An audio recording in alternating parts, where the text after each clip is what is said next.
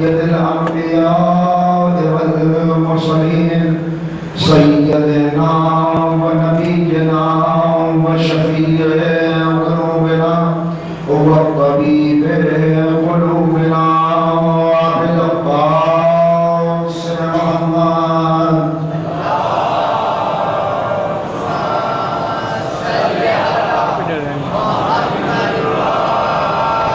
وآله الطيبين الطاهرين المعصومين المظلومين المنتخبين المنتجبين.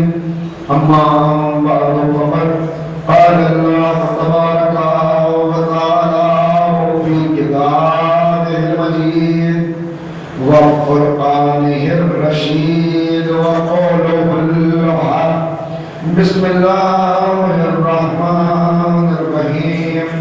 يا أيها الذين آمنوا بالله ورسوله والكتاب الذي نزل على رسوله صلى الله عليه وسلم.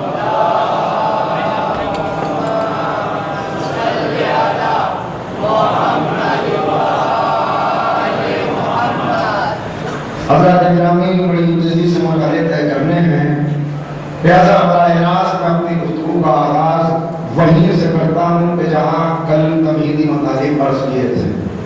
میں نے آپ کی خدمت میں کل عرض کیا کہ پیغمبر اکرم اور ائمہ طاہرین نے جو علامات ظہور بیان کی ہیں اس کے اندر اگر ہم غور کریں تو بعض ایسی علامات ہیں جو اب تک پوری ہو چکی ہیں اور بعض ایسی ہیں جن کا ہمیں انتظار ہے.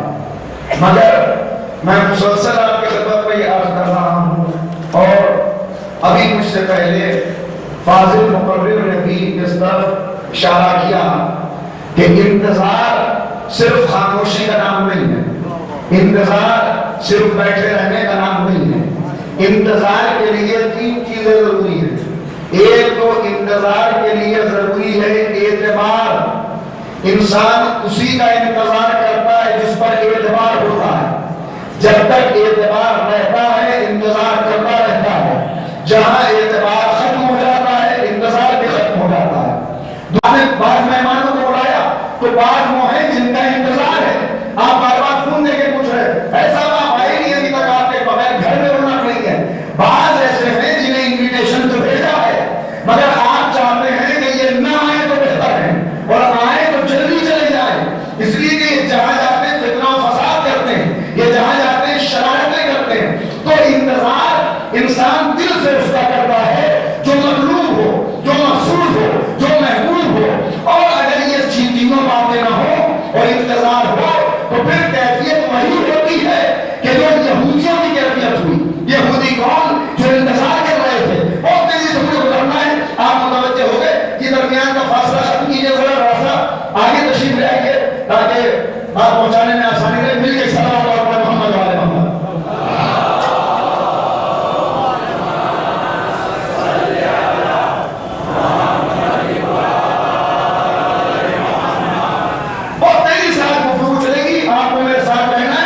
انتظار کے ساتھ اگر یہ تینوں چیزیں نہ ہو تو پھر ابھی فاضل مقرر نے بیان کیا فاضل قوم حجت الاسلام والمسلمین مولانا جنان اصغر صاحب سے آپ نے سماعت فرمایا کہ اگر انتظار کرنے والا واقعی طور پر معرفت نہ رکھتا تو کیا ہوتا ہے. اسی گوشے کو میں بھی عرض کر کے تھوڑے سے فضائل آپ کی خدمت میں آج عرض کروں گا. جب مجھے ایسا لگے گا کہ بات کم رہ گیا وہاں پہ باب فضائل رک جائے گا. جو باتیں رہ جائیں گی اس کے لیے گھبرائیے گا نہیں، وہیں سے کل آغاز کروں گا انشاءاللہ. مگر ہوتا کیا ہے اگر انتظار کے ساتھ یہ ساری چیزیں نہ ہو تو وہی ہوتا ہے جو یہودیوں کا ہوا. کون سے یہودی؟ وہ یہودی جو جناب موسیٰ کے بعد انتظار کر رہے تھے. جناب موسیٰ کے بعد یہودی دو گروہوں کے اندر تقسیم ہوئے. میں بڑی اہم بات کا آغاز کر رہا ہوں. میں ذرا سا آپ کو یہ بتانا چاہتا ہوں کہ جنگ خیبر جس کو آپ برابر سنتے ہیں اور جس کے فضائلی گوشے سن کے آپ نکل جاتے ہیں، یہ جنگ خیبر پیغمبر کو کیوں کرنا پڑی؟ پیغمبر کو یہ اقدام کیوں لینا پڑا کہ پیغمبر جنہوں نے ہر جنگ دفاعی کی، جنہوں نے ہمیشہ ڈیفنس میں قدم اٹھایا، کیا ضرورت تھی کہ وہ پیغمبر حملہ آور کر کے یہودیوں کے اوپر جائیں؟ یہ یہودی کون تھے جو پیغمبر کے مقابلے میں تھے؟ آپ تاریخ دیکھیں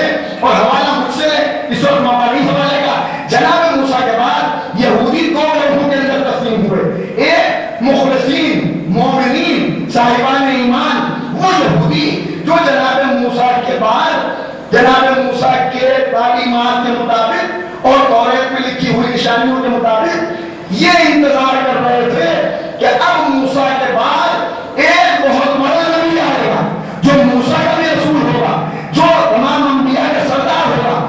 ساری علامات انہیں معلوم تھی، اور اتنی معلوم تھی کہ روایت کا فقہ ہے، امام غالباً امام جعفر صادق علیہ السلام بیان فرماتے ہیں،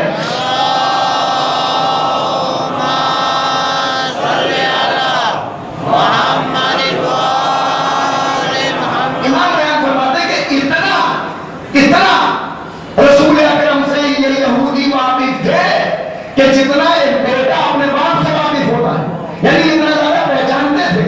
اور یہ دو گروہوں میں تقسیم ہوئے، ایک تھے مخلصین مومنین جو سن چکے تھے، دیکھ چکے تھے، علامات سے واقف تھے، اور اتنا واقف تھے کہ اپنے باپ کی طرح واقف تھے، جیسے اپنے باپ کو بیٹا پہچانتا ہے۔ یہ حقیقی معنوں میں جناب موسیٰ کے بعد رسول اکرم کا انتظار کرنے لگے، اور ہر باپ جب مرتا تھا تو اپنے بیٹے کو وصیت کر کے مرتا تھا کہ دیکھ میری زندگی میں رسول نہیں آیا، میں انتظار سمجھا ہوں کیا ہوتا ہے، میری زندگی میں نہیں آیا لیکن میرے بعد آئے گا، ہو سکتا ہے تیری زندگی میں آئے، تم مدد اور نصرت کرنا۔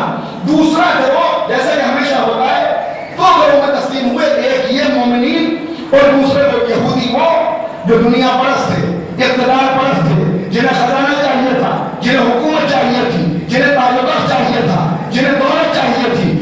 دونوں کے اندر فرق ہو گیا، نظریاتی اختلاف۔ تو وہ جو دولت پرست اور دنیا پرست تھے انہیں بھی معلوم تھا کہ موسیٰ کی خبریں سچی ہیں، توریت اللہ کی کتاب ہے، اگر موسیٰ نے کہا ہے کہ نبی آئے گا تو آئے گا ضرور۔ ہوا یہ کہ یہ انتظار کرنے والے تیاریاں کرنے لگے، یہ جو دنیا پرست اور دولت پرست تھے یہ دشمن ہو گئے، انہوں نے پیغمبر کے قتل کی سازشیں شروع کر دی۔ ہر باپ ان میں کا دوسروں میں کا اپنے بیٹے سے کہتا تھا کہ دیکھو اگر تمہارے دور میں وہ نبی آ جائے تو اس سے انتقام لینا، اسے قتل کر دینا۔ یہ دونوں گروہوں کے اندر تقسیم ہوتے ہوتے یہ جو مخلصین تھے انہیں یہ معلوم تھا کہ وہ نبی یثرب میں آئے گا، مدینے کا پرانا نام یثرب، انہیں یہ معلوم تھا کہ وہ نبی یثرب میں آئے گا۔ یہ تلاش کرنے لگے کہ ہم یثرب کیسے پہنچیں، آخر اپنا وطن چھوڑا، مال و اسباب چھوڑا، سب کچھ چھوڑ کر یہ یہودی یثرب میں آ گئے، مدینے میں آ کے آباد ہو گئے، تاکہ جب وہ پیغمبر آئے، جب وہ نبی آئے تو اس کی نصرت کر سکیں۔ ہر بیٹا اپنے باپ کی اس وصیت کو یاد رکھتا ہے اور آگے وصیت کرتا ہے کہ جب بھی وہ نبی آئے اس کی نصرت کرنا۔ مدینہ دو بھائی تھے، اب زیادہ ہسٹری بیان کرنے کا موقع نہیں، دو بھائی، ایک کا نام یثرب، ایک کا نام خیبر۔ ان دونوں بھائیوں کے نام پر دو نام پڑے، یثرب اور خیبر۔ یثرب جو بعد میں مدینہ کہلایا، خیبر جسے جنگ خیبر میں آپ سنتے ہیں، یہ خیبر کیا ہے، اس کی ہسٹری بیان کر دوں اور اس کے بعد جہاں تک موقع ہوگا عرض کروں گا، وہ رہ جائے گا انشاءاللہ کل آئے گا۔ یثرب اور خیبر دو بھائی، یہ جب یہاں پہ آئے یہودی جو مخلص تھے تو ان کے ساتھ ساتھ جو ان کو ہمیشہ خبر رکھتے تھے کہ یہ کیا کر رہے ہیں، وہ دوسرے والے انہوں نے بھی آہستہ آہستہ مدینے کی طرف یثرب کی طرف منتقل ہونا شروع کر دیا۔ یہ جو مخلص تھے انہیں احساس ہو گیا کہ جب وہ نبی آئے گا تو ہم چونکہ منتظر ہیں، ہم چونکہ ان کا انتظار کر رہے ہیں تو ہمیں ان کی نصرت کرنی پڑے گی اور شاید ان دوسرے والے یہودیوں سے جنگ کرنی پڑے گی، لہذا ان کا پیغام آگے بڑھانا ہے، ہمارے سرکار ہیں آنے والے ہیں۔ ان انتظار کرنے والوں نے زمینیں خریدی، ان زمینوں کے اوپر بڑے بڑے باغ لگائے، جب وہ آئیں گے انہیں مال و اسباب کی ضرورت ہوگی، جو باغ انہوں نے لگائے اسی باغ کو، انہی باغات کو باغ فلک کہا جاتا ہے، فلک کی پراپرٹی۔ فلک عام جو ہم بول چال کرتے ہیں صحیح لفظ ہے فلک، فلک انہیں باغات فلک کہا جاتا ہے، یہ پراپرٹی انہوں نے بنائی۔ پھر بھی یہ خیال ہوا کہ وہ نبی جب آئے گا تو اسے اسلحے کی ضرورت بھی ہوگی، افراد کی ضرورت بھی ہوگی، سپاہیوں کی ضرورت بھی ہوگی، ہو سکتا ہے ہمیں اسے پناہ دینی پڑے، دنیا دشمن ہے، لہٰذا انہوں نے کچھ قلعے بنانے شروع کیے۔ ایسے مضبوط قلعے بناؤ، ایسا علاقہ بناؤ کہ جب وہ آئے تو اگر کوئی جان کو خطرہ ہو تو ہم وہاں پہ رکھ کے اس کی نصرت کر سکیں۔ لہٰذا انہوں نے 9 قلعے بنائے، 9۔ ان 9 قلعوں میں جو سب سے مضبوط قلعہ تھا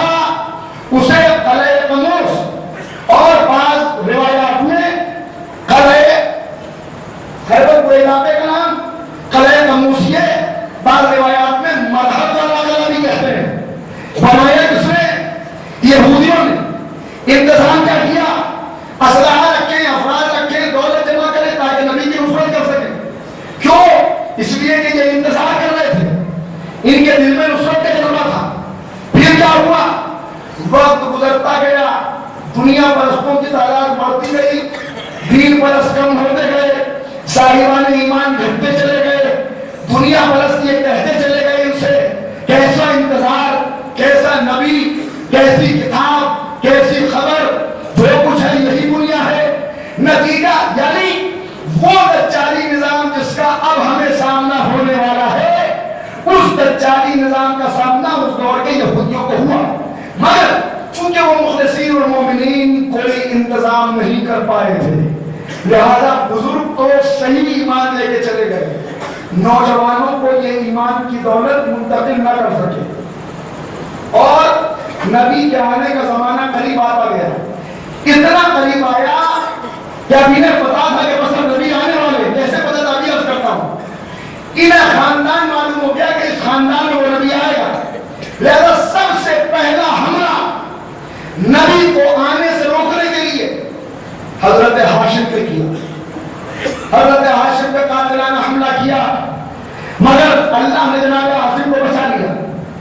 دوسرا حملہ جناب عبد المطلب پر ہوا، مگر اللہ نے انہیں بھی بچا لیا، یہاں تک کہ انہیں یہ پتا چل گیا، اور توجہ رکھیے لگے وقت پہ، یہاں تک کہ انہیں یہ پتا چل گیا کہ جس گھر میں وہ نبی پیدا ہوگا وہ گھر اب اس جگہ پر ہے اور نبی کے والد کی ولادت ہو چکی ہے۔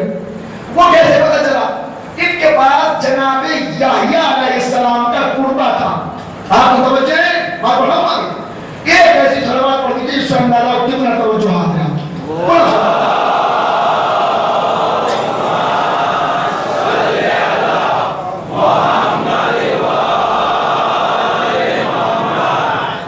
تو میں نے کیا کیا، ان کے پاس ایک قربہ تھا جناب یحییٰ کا، اور جو نشانیاں انہیں معلوم تھی، امام کیا فرما رہے ہیں، اپنے باپ سے زیادہ رسول کو پہچان دے۔ انہیں یہ معلوم تھا کہ جب پیغمبر کے والد گرامی دنیا میں آئیں گے اور نبی کے آنے کا وقت قریب آ جائے گا، وہ جوان ہو جائیں گے، ان کے عقد اور نکاح کا وقت قریب آئے گا، تو اس قرطے سے خون بہنے لگے گا، یہ قرطہ خون آلود ہو جائے گا۔ یہ ہر روز اس قرطے کو دیکھا کرتے تھے، ایک روز انہوں نے دیکھا، پتہ چلا قرطہ خون آلود ہو گیا، فوراً نبی کے والد کو قتل کرنے کے لیے چلے کہ قتل کریں انہیں تاکہ نبی آنے نہ پائے، قرطہ خون آلود ہو گیا، مطلب یہ کہ وقت بہت قریب آ گیا۔ جب پہنچے تو انہوں نے دیکھا کہ جناب عبداللہ کی پہلے ہی سے قربانی کی تیاری کی جا رہی ہے۔ جناب عبد المطلب نے منت مانگی تھی، بیٹا کو قربان کروں گا، قربانی کی تیاری کی جا رہی ہے، لہٰذا یہ لوگ مطمئن ہو کے واپس آ گئے کہ اسے تو خود ہی ختم کیا جا رہا ہے، ہمارے قتل کرنے کی ضرورت نہیں ہے۔ مگر آپ نے برابر سنا کہ جناب ابو طالب درمیان میں آئے اور روکے ڈالے گئے، اونٹنیوں کی قربانی دی گئی اور جناب عبداللہ محفوظ رہے۔ انہیں یہ پتہ چلا کہ عبداللہ بچ گئے تو انہوں نے پیغمبر کی والدہ جناب آمنہ کے اوپر قاتلانہ حملہ کیا۔ کیسے کیا؟ ایک عورت کو کرائے پر رکھا گیا، لایا گیا، خاتمہ بنا کے گھر میں داخل کیا گیا اور سوئی کے اوپر زہر لگا کر وہ انجیکشن ان کے لگانے کی کوشش کی گئی، وہ سوئی بے بس کرنے کی کوشش کی گئی۔ یہاں ایک معجزہ ہوا، وہ معجزہ بیان کرنے کا اس وقت موقع نہیں، اس لیے تھوڑا مجبوراً نتیجہ یہ ہوا کہ اس معجزے کی وجہ سے جناب آمنہ خاتون بچ گئی اور پیغمبر اکرم حضور ختمی مرتبہ حضرت احمد مصطفیٰ محمد مصطفیٰ صلی اللہ علیہ وآلہ وسلم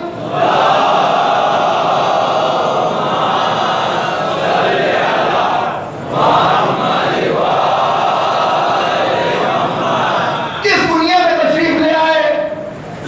سنیے آپ بہت غور سے سنیے، اس وقت جب نبی کی بعثت ہوئی اور پیغمبر نے اپنی تبلیغات کا آغاز کیا تو یہودیوں کے 3 قبیلے تھے۔ یہ جو آئے ہوئے یہودی تھے جن کی میں نے ہسٹری سنائی، جو کبھی انتظار کرنے والے تھے اور آج دشمن بن چکے تھے، بالکل ایسے جیسے آج کے حالات میں ہم دیکھتے ہیں کہ انتظار کرنے والے ہی دشمن ہو جائیں گے۔ تاریخ دہراتی ہے اپنے آپ کو، یہ چیزیں اس لیے نہیں رکھی گئی کہ ہم مزہ لے لے کے سن لیں، یہ اس لیے ہے کہ اس تاریخ کو سنیں اور اس سے درس لیں تاکہ اپنے آپ کو آمادہ کر سکیں۔ 3 قبیلے موجود تھے۔ پیغمبر جب مکے سے مدینے ہجرت کر کے آئے قبیلے مدینے میں رہا کرتے تھے۔ ان تینوں قبیلوں نے یہ دیکھ لیا کہ ہم کچھ بگاڑ نہیں سکے، چلو موقع آگے تلاش کریں گے۔ فی الحال انہوں نے پیغمبر سے معاہدہ کر لیا، ہم آپ کو نقصان نہیں پہنچائیں گے، آپ ہمیں نقصان نہ پہنچائیں، ہم آپ کی مخالفت نہیں کریں گے، آپ ہماری مخالفت نہ کریں۔ تینوں قبیلوں کا معاہدہ طے پا گیا۔ جب یہ ہوتی رہی، یہ تھوڑی تھوڑی شرارتیں کرتے رہے، یہاں تک کہ خندق کا موقع آیا۔ خندق میں انہوں نے جو معاہدہ کیا تھا، جو اگریمنٹ کیا تھا، اس کی مخالفت کی اور مسلمانوں کے خلاف کفار کا ساتھ دیا۔ اس ساتھ دینے کے نتیجے میں جب خندق فتح ہو گئی، سن لیجیے یہ ہسٹری کون سنائے گا آپ کو، کہاں موقع آتے ہیں۔ اب دیکھیے خیبر کیا ہے۔ جب خندق فتح ہو گئی، تب پیغمبر نے اہل شکری کرنے کی وجہ سے، معاہدہ توڑنے کی وجہ سے، تین قبیلوں میں سے دو کو مدینے سے باہر نکال دیا، اور یہ قبیلے مدینے سے نکل کر اس علاقے میں جو خیبر کا علاقہ تھا منتقل ہو گئے۔ ایک قبیلہ، قبیلہ بنی غفان، وہ ابھی مدینے میں باقی رہ گیا۔ اس نے کہا ان دونوں نے شرارت کی، ہٹا دیجیے، ہم آج بھی آپ کے اتنے وفادار ہیں، ہم وہ شرارت نہیں کریں گے۔ حی ابن اخطب ان کے سردار کا نام ہے، وہ دونوں قبیلوں کو لے کر خیبر پہنچ گیا، اور یہ ایک قبیلہ بنی غفان مدینے میں باقی رہ گیا۔ یہ جو مدینے میں رہ گیا قبیلہ، توجہ، جس نے وعدہ کیا تھا، اب ان کے اندر بھی دو گروہ ہو گئے۔ پانچ تو وہ تھے کہ جو پیغمبر کی حقانیت کو پہچان کر اپنے بزرگوں کی وصیت کا پاس و لحاظ رکھتے ہوئے مسلمان ہو گئے، اور بعض نے باہر باہر کو شرائط پہ عمل کیا، اندر اندر شرائط توڑنا شروع کر دی۔ اتنا توڑی شرائط کہ ایک دن ایک مسلمان خاتون بازار میں جا رہی تھی، انہوں نے شرارت کی، کچھ ایسی باتیں ہو گئی جنہیں بیان نہیں کیا سکتا، اور اس عورت کے سر سے چادر چھین لی، ریدا اتار لی۔ پیغمبر کو خبر ہوئی، نبی کو غصہ آیا، کہا ان کی گستاخیاں تو بڑھ رہی ہیں۔ اس کے بعد ایک منٹ اور ہوا، اور اس کے بعد وہاں پہ آؤں گا، اسے اور توجہ سنیے۔ اس کے بعد کیا ہوا؟ یہ مدینے کے باہر چراگاہ ہے، چراگاہ سمجھتے ہیں جہاں جانور چرتے ہیں، گرین فیلڈز جہاں پہ جانور جا کے چرتے ہیں، چراگاہ ہے۔ وہاں مسلمانوں اور یہودیوں کے جانور مشترکہ طور پہ چرا کرتے تھے۔ پیغمبر نے مسلمانوں کے جانوروں کی حفاظت کے لیے وہاں ایک چھوٹا سا گھر بنا دیا تھا، عارضی طور پہ شہر رکنے کے لیے، اور اس گھر پہ حفاظت کے لیے جانوروں کی حضرت زر کو رکھا تھا۔ زر ابو ذر کے بیٹے حضرت زر اور ابو ذر کی بیوی زوجہ ابو ذر، یہ دونوں اس مکان میں رہتے تھے۔ پیغمبر کی طرف سے ذمہ داری تھی جانوروں کی حفاظت کرنا، چراگاہ کی۔ ایک دن بنی غفان والوں نے شرارت کی اور کچھ ڈاکوؤں کے ساتھ مل کر اس چراگاہ پہ حملہ کر دیا، جناب زر کو شہید کر دیا، حضرت ابو ذر کے بیٹے شہید کر دیے گئے۔ ان کی زوجہ کو گرفتار کر کے سارے جانوروں پر قبضہ کر کے انہیں اپنے ساتھ لے کر فرار ہو گئے، نکل گئے یہاں سے۔ یہ خبر پیغمبر کو نہیں۔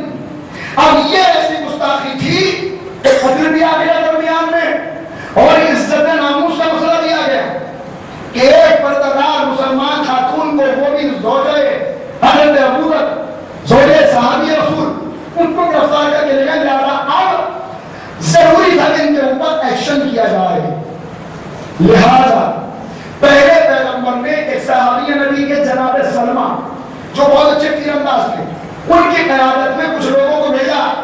وہ گئے، ان ڈاکوؤں کا پیچھا کیا، کچھ کو قتل کیا، کچھ فرار کر گئے، اور زوجہ ابو ذر کو باعزت واپس لے آئے۔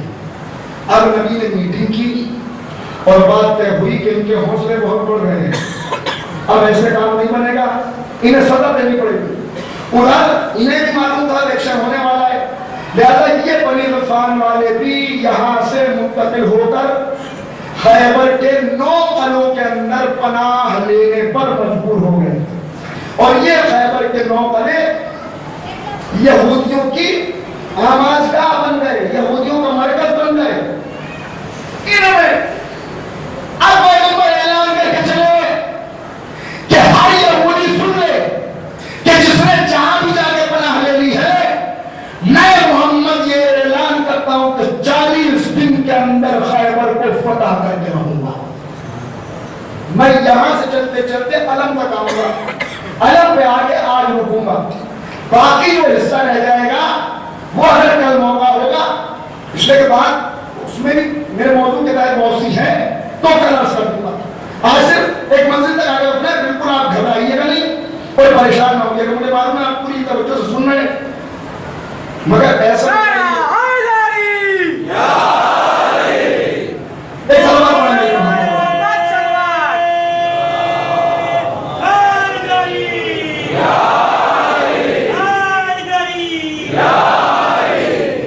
अल्हम्दुलिल्लाह मैं तेजी से गुजरता हुआ एक मंदिर तक आ गया। अब पैगंबर ऐलान करके चले इन कलों के अंदर सबसे मजबूत कला वो बुलंदी के ऊपर कले नमूस कितना मजबूत है ये भी सुनिए। सबको मालूम था ये पहाड़ी है, पहाड़ी के ऊपर कले बने हुए हैं। आप मेरी तरफ मुतवज्जे रहिएगा, मैं आपको इंशाअल्लाह खैबर सुनाऊंगा नहीं, खैबर दिखाऊंगा। अगर आप मेरी तरफ मुतवज्जे रहे तो इंशाअल्लाह आप खैबर देखेंगे, वक्त के अंदर जगह तक पहुंचेंगे, उसके बाद आगे बढ़ेंगे। ये पहाड़ी है, इसके ऊपर ये 9 कले पहाड़ी के दामन में बने हुए, मगर जो कले बनू सबसे ऊपर है वो है पहाड़ की चोटी के ऊपर। इतना मजबूत, पूरी जिम्मेदारी से तारीखी हवालों के साथ कर रहा हूं। 1400 बरस गुजर गए, मगर 1400 बरस के बाद भी जो ज़ायरीन जाते हैं वो मेरी गवाही देंगे, जो अभी तक नहीं गए तमन्ना रखते हैं अल्लाह उन्हें भी ज़ियारत कराए। वहां आज भी इस कले के आसार मौजूद है 1400 साल के बाद भी। इतना मजबूत कला था कि जिसकी दीवारें इतनी चौड़ी थी कि 2 हाथी एक वक्त में उस पर से गुजर सकते थे। जब दीवार इतनी चौड़ी है तो किला कितना मजबूत होगा। बुलंदी के ऊपर पहाड़ की चोटी में से बनाया गया था, इसके चारों तरफ खंडक खोदी गई थी। इस पर पहुंचना बराह रास्त मुमकिन नहीं था। आदमी पहुंच भी जाता था तो खंडक में जाकर रुक जाता था। जब तक खले के अंदर से पुल गिराया न जाए खले में दाखिल नहीं हुआ जा सकता। बहुत बड़ी खंडक दरमियान में पैगंबर ऐलान करके चले 40 दिन के अंदर इन गुस्ताखों को गुस्ताखी की सजा दूंगा और खैबर को फतह कर लूंगा। लश्कर लेके पैगंबर आए और लिखा हुआ है कि 8 कलों में से 7 कले पैगंबर ने फतह कर लिए। अब बड़ा मुश्किल मसला है और छोड़नी पड़ रही थी इसलिए मजबूरी है। 7 पैगंबर ने फतह कर लिए, 2 कले बाकी रह गए। 39 दिन गुजर गए, 1 दिन पैगंबर के ऐलान का बाकी रह गया और कले तमूस तक, मरहब वाले कले तक मुसलमान न पहुंच सके। होता यह था कि जब फौजें वहां पे जा चढ़ती थी तो चूंकि खड़ी हुई चढ़ाई थी, लिहाजा चढ़ते चढ़ते घोड़े थक जाते थे। घोड़े भी थक गए, सवार भी थक गए और सामने जो खड़ा है उसकी अब दीवार बताऊं आपको कैसी है। चौड़ाई दीवार की मैंने बता दी। इस दीवार के अंदर दरमियान में थोड़े थोड़े फासले के ऊपर खिड़कियां खुली हुई हैं। इन खिड़कियों में तीरंदाज बैठे हुए हैं। इसके ऊपर वाली जो मंजिल है खिड़कियों के ऊपर, वहां पे नेजा बरदार नेजा लिए हुए बैठे हैं और यहाँ पर मेहराब की शक्ल की 2 बड़ी बड़ी खिड़कियां हैं, मेहराब की शक्ल की। इन दोनों में से एक में मरहब मौजूद है, एक में उसका भाई हारिस मौजूद है और कले के अंदर 14,000 मुसल्लह सिपाही मौजूद है। सारे तरीके के हवाले 14,000 अंदर है, खिड़कियों पर तीरंदाज है, ऊपर वाली मंजिल पे निजामदार है, इधर हारिस है और हारिस के दाईं तरफ मरहब है जो अभी तक निकल के नहीं आया है। होता यह था कि जब फौज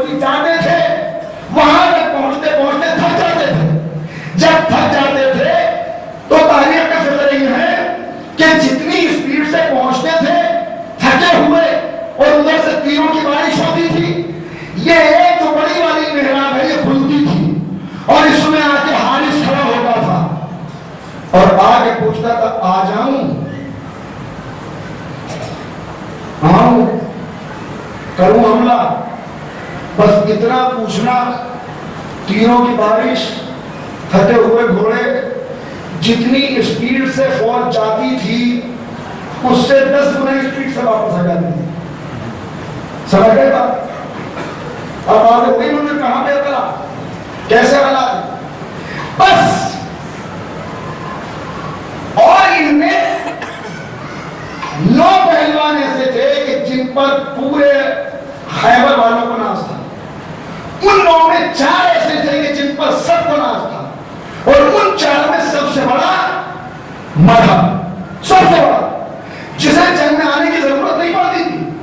بہت معاملہ ہوتا تھا تو پروٹوکول کے حساب سے حارث آ جاتا تھا, حارث کے بعد کسی کی ضرورت نہیں پڑتی تھی.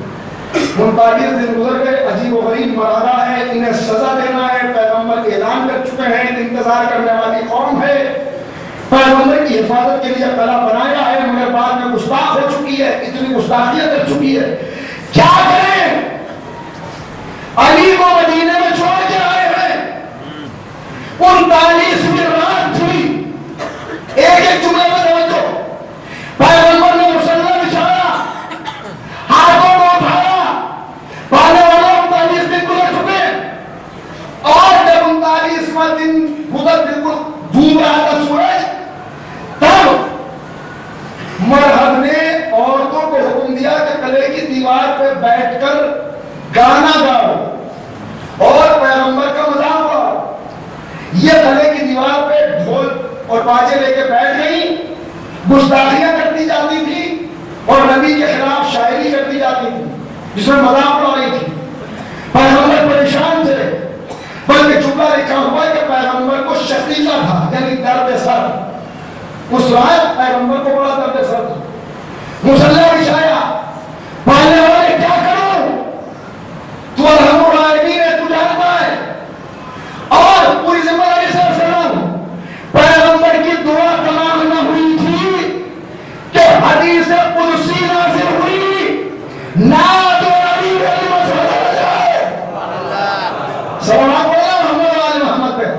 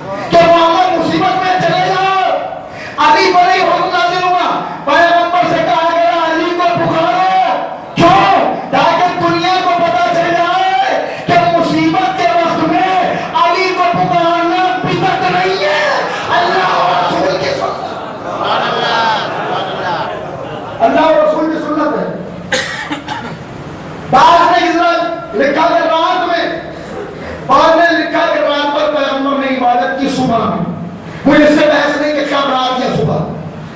ہوا یہ کہ صبح کی نماز پیغمبر نے پڑھی, دوسری والی روایت جو ان کے مطابق نماز پڑھی اور اس کے بعد جو اللہ کا حکم آ چکا تھا, اچھا رات میں اعلان کر دیا. جو حکم آنے کے بعد کیا اعلان کیا وہ آپ نے سنا. کل علم سے دوں گا جو من ہوگا, مجھے آنے علم تک میں آ گیا. کل علم سے دوں گا جو من ہوگا, کرار ہوگا, غیر فرار ہوگا.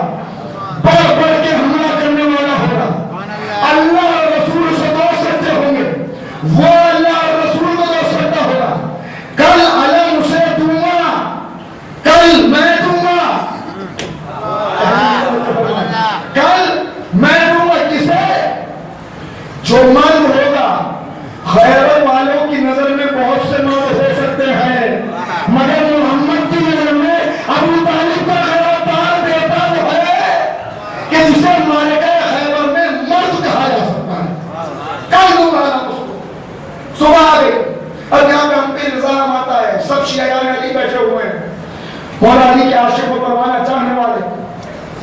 क्या इल्जाम ऐसा है, अजीब लोग हैं, इन पर भरोसा न करना शियों पे। ये मुसल्ले पे आके कहते हैं इय्याका नअबुदु व इय्याका नस्तईन, ऐ पालने वाले हम तेरी इबादत करते हैं, तुझी से मदद चाहते हैं, मगर जब कोई मुसीबत पड़ती है क्या कहते हैं? मुसल्ले पे क्या कहा? जब मुसीबत आएगी तेरी इबादत करते हैं तो हम कहेंगे या अल्लाह मदद। मुसल्ले पे क्या कहा? हम कहेंगे या अल्लाह मदद। मुसीबत आई तो क्या कहा? या अली मदद। कहीं पे एतबार न करना, ये अल्लाह से कुछ कहते हैं, करते कुछ है, मुसल्ले के वादा कुछ करते हैं और अमल में कुछ है। मैं दस्ते अदब छोड़कर आपसे एक सवाल करना चाहता हूँ, फैसला आप करिए। ये बताइए कि क्या खैबर के 40वें दिन नबी ने नमाज पढ़ी थी? कैसी बात कर रहे हैं? नमाज पढ़ी क्या पढ़ी? नबी ने सूरह हमद पढ़ा, क्या पढ़ा? ये आयत पढ़ी कि नहीं पढ़ी? क्या कहा मुसल्ले पे? ऐ पालने वाले हम मेरी इबादत करते हैं, कुछ समझ चाहते हैं, और कुछ देर के बाद मुसल्ले को समेटा, काबे से रुख फेरा, मौलूद काबा की तरफ रुख किया। या रसूल अल्लाह, आप अभी कह के उठते या अल्लाह मदद करिए, क्या कयामत तक आने वाली नस्लों को यही तो बताना चाहता हूँ कि मुसीबत में वक्त करने, मुसीबत में मदद करने वाले को अल्लाह कहते हैं, अल्लाह के बाजू को अली कहते हैं।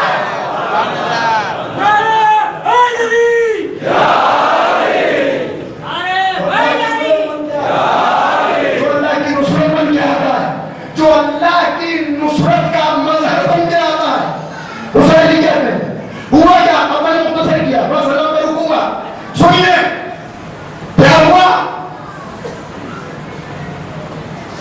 मुसल्ला समेटा, इधर अब मैं दोनों मंजर एक साथ दिखाऊंगा आपको, मैंने वादा किया खैबर दिखाऊंगा, देखिए मेरे साथ मंजर। इधर नबी ने मुसल्ला समेटा, उधर अली ने नमाज तमाम की। इधर नबी ने मदीने का रुख किया, अली ने खैबर का रुख किया। नबी ने पलकें उठाई, अली ने दुर्दुल की बात पकड़ी।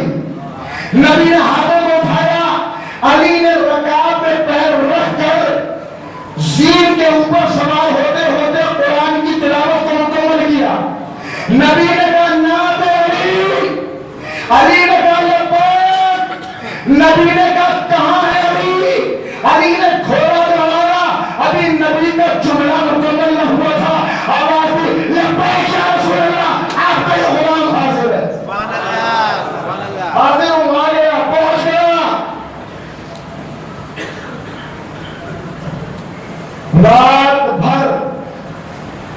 रात भर पैगंबर अलम सजाते रहे। अली पहुंचे तो अली को अता किया, रात भर सजाया, रात में बड़ा काम हुआ। पैगंबर अलम सजाते रहे, असहाब तमन्ना में झांकते रहे, अली नमाज़े शब में मशगूल रहे। सुबह हुई, किसे दिया? दिल चाहता है जुमला कह दूं, अलम सजाना नबी की सुन्नत, अलम उठाना अली की सुन्नत, तमन्ना करना सहाबा की सुन्नत। सजाया किसने? मोहम्मद ने। उठाया किसने? अली ने। मिल गया आलम, मगर बस्ते को छोड़कर। एक बार कल तक भी तो सबको मिला था, तो फिर आज तमन्ना क्यों थी? मैं सबको मिला, कहते क्या नहीं मिला? यही अलम था, सबको मिला, देखे गए, फिर रात भर जागते क्यों रहे? ये जाग कर अलम की तमन्ना करना, जाग कर अलम की तमन्ना करना खुद इस बात की दलील है कि अब तक जो मिला था वो परचम था, अलम नहीं था। अलम वो होता है जिसपे पंजा लगा हुआ हो, अलम वो होता है जिसपे पंजा लगा हुआ हो। अब तक परचम था, अलम नहीं था। पैगंबर ने रात ही रात में इस परचम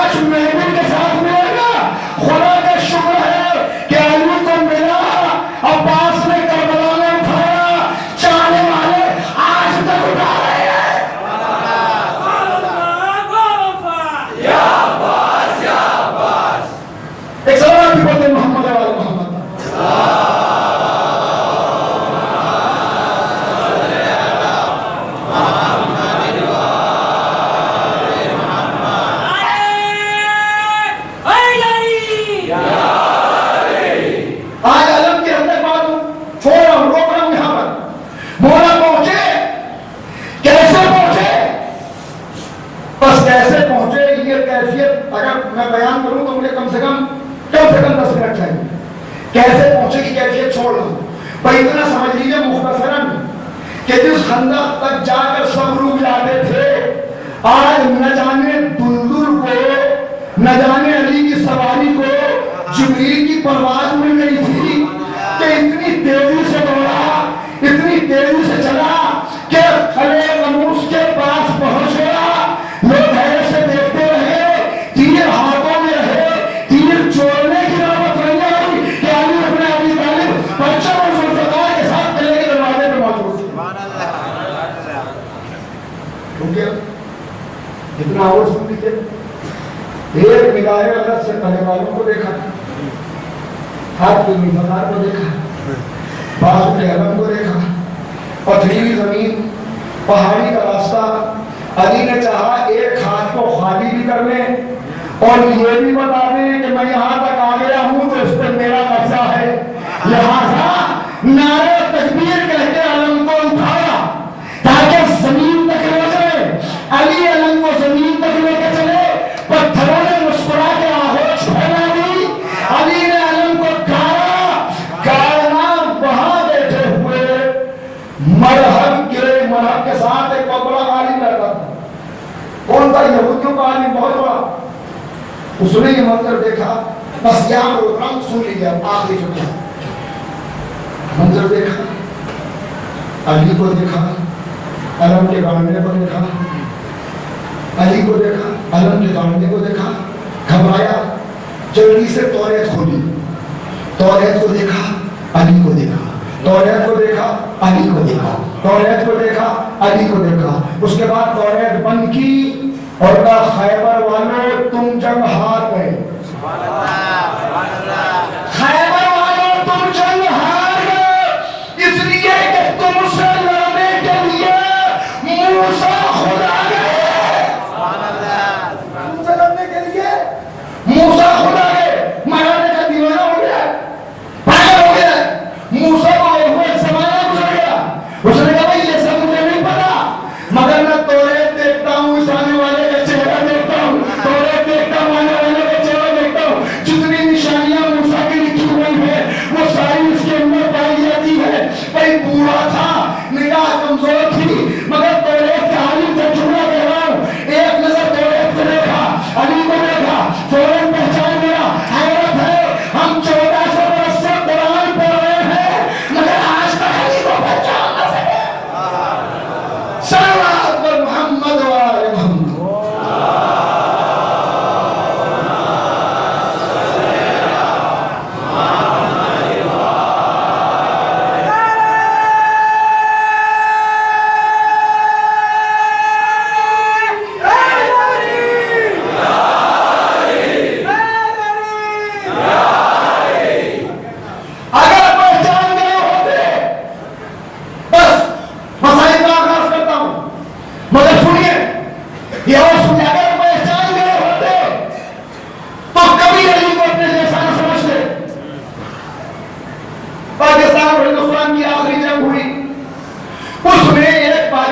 शायर ने अपने सिपाहियों की सिफात बयान की। शायर है ना, जब अपने सिपाहियों के बारे में कहता है, पहचान गए होते अली को तो कभी अली की बराबरी न करते, कभी अली को अपने जैसा न समझते, कभी खुद को अली जैसा न समझते। क्या कहा उसने? अपने सिपाहियों की तारीफ करते हुए कहता है, लड़ रहा था हर सिपाही शान हैदर की तरह। क्या? अपने सिपाहियों की शान को शान हैदर बता दिया। लड़ रहा था हर सिपाही शान हैदर की तरह, टैंक उड़ते थे हवा में बाब खैबर की तरह, तोप के दहनों से आती ये सदा थी बार बार, ला फदा इल्ला अली, ला सैफ इल्ला जुल्फिकार। अपने गुनहगार सिपाहियों को क्या कहा? लड़ रहा था हर सिपाही शान हैदर की तरह। पर जैसे ये 4 मिसरे की रुबाई अली वाले ने सुनी, खैफ में आके इसका जवाब दिया। क्या जवाब दिया है? आखिरी मिसरे तक आते आते आप खुद समझ जाएंगे। کہاں سے آغاز کا اپنے گنہگار سپاہیوں کی شان کو شان حیدری بتاتا ہے. لڑ آتا ہر سپاہی شان حیدر کی طرح. وہ کہتا ہے مر گئی دنیا علی بننے کی جھوٹی آس میں. مر گئی دنیا علی بننے کی جھوٹی آس میں. فرق ہے بس سورہ توحید اور والناس میں. فرق ہے بس سورہ توحید اور والناس میں. اور پھر کہتا خبردار حیدر کرار سے تشبیہ دینا ہے گناہ. شان حیدر کی نظر آئی فقط عباس میں. زمین کے اوپر اگر کوئی ہے ایسا کہ جسے علی کی شجاعت کا وارث کہا جا سکے تو بس ایک کون؟ جب اے خاموش خبردار نہیں تجھے گستاخی نہ کرنا. علی کی شجاعت کا وارث بس ایک. کیسا ایک؟ کیسا ایک؟ ایسا ایک کہ اگر اسے علی کہہ کے پیش کر دیا جائے. ایک منظر دکھا دو بس 1.5 منٹ کا یہ منظر اور اس کے بعد 8 منٹ کے 9 منٹ کے مسائل 10 پہ ختم ہونی ہے. دکھا دو منظر. ہمارا ہے آپ کے مسائل شروع کر دیں یہاں سے. نعرہ حیدری. ایک سلوات ایسی پڑھ دیجیے جس سے پتہ چل جائے کہ منظر پڑھنا ہے یا یہیں سے مسائل شروع کریں. بلند سلوات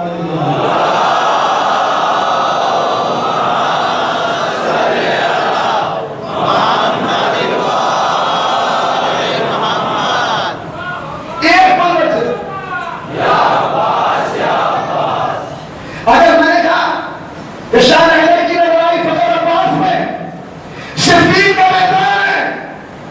ایک بدبخت جس کا نام تاریخ میں لکھا قیام ابن ادھم وہ کھڑا ہوا میدان صفین میں کہہ رہا ہے کہاں ہے علی؟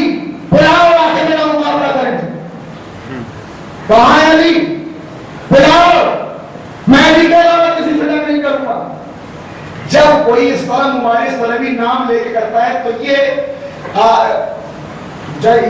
سردار کے اوپر ہوتا ہے کہ وہ خود جائے یا کسی کو مقابلے پر بھیج دے. یہ آواز مولا کائنات کے قلب تو نہیں. علی آئے. ایک مرتبہ اپنے سپاہیوں میں پہلے ڈالنی شروع کی. مالک اشرا آگے بڑھے کہ مولا مجھ سے کہیں گے آگے بڑھو. مولا مسکرائے اور مسکرا کے کہا یہ علی سے جنگ کرنا چاہتا ہے. میں چاہتا ہوں آج میرے بیٹوں میں سے کوئی آگے بڑھے اور اسے بتا دے کہ علی چھوٹا ہو یا بڑا علی ہوتا ہے. میرے بیٹوں میں سے کوئی بڑے. یہ سننا تھا. امام حسن امام حسین سب 11 بیٹے موجود ہیں میدان صفین میں. علی کے حسن موجود ہے, حسین موجود ہے, محمد حنفیہ موجود ہے, اور موجود ہے, عثمان موجود ہے. سب کے چہرے کو دیکھتے دیکھتے علی کی نگاہ عباس کے چہرے پہ رکی. اور کہا میرے لال آج میں چاہتا ہوں دنیا تیری شجاعت کے جوہر دیکھ لے.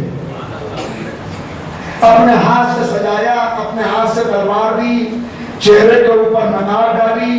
کہا بابا جاؤں. کا بیٹا بسم اللہ.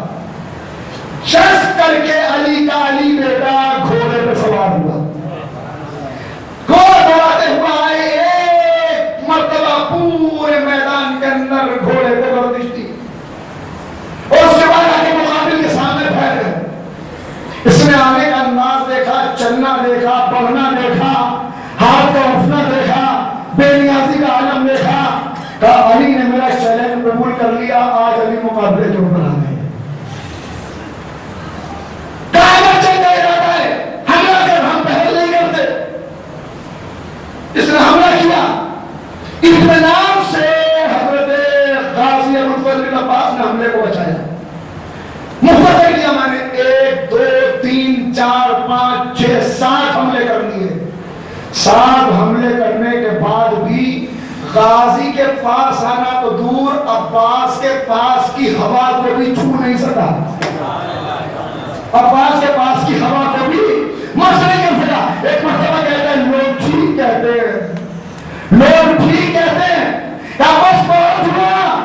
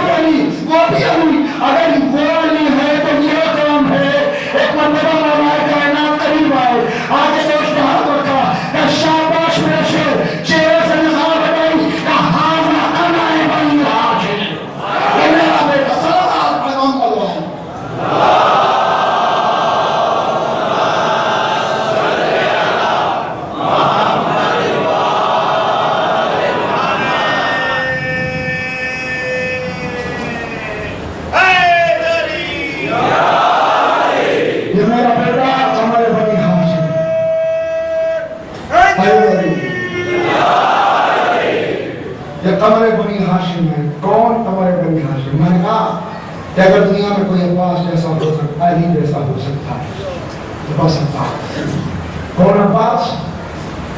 فقیر، عالم، غازی، قمر بنی ہاشم، سرکار حرم، علمدار حسینی، باب الحسین، باب المراد، باب الحوائج، علی کی شجاعت کا وارث ہے ثانی حیدر. اور اس کے علاوہ کیا بات بیان کروں اور کیسے بتاؤں، مگر بس اتنا وقت بچا کہ اتنا آپ کو بتاؤں کہ اللہ نے عباس کو باب الحوائج کیوں بنایا. عزیزو کیسے آپ کی خدمت میں عرض کروں، دو تمنائیں تھیں عباس کی جو کربلا میں پوری ہوئی. ایک تمنا تو یہ تھی کہ مجھے جنگ کی اجازت مل جائے، مگر کربلا میں جنگ کی اجازت نہیں ملی. ایک تمنا یہ تھی کہ پانی خیام حسین بچوں کی پیاس بجھ جائے، میں پانی پہنچانے میں کامیاب ہو جاؤں، مگر دونوں تمنائیں پوری نہیں ہوئی. تو اللہ نے عباس کو باب الحوائج بنا دیا. کیسا باب الحوائج ہے عباس؟ سنیے گا بس بہت مختصر، انشاءاللہ آپ مساعد ہوں گے. میں نے ختم کر دی گفتگو. کیسے باب الحوائج میں حضرت عباس ایک شیخ محمد حسین جو خادم ہیں آقا عباس کے حرم کے، آج سے 50 سال پہلے کا واقعہ ہے، وہ بیان کرتے ہیں کہ میں نے دیکھا کہ ایک عراقی جوان 14 یا 15 سال کا، وہ اپنی ضعیف ماں کو لیے ہوئے، کچھڑی لیے ہوئے حرم کے اندر داخل ہوا.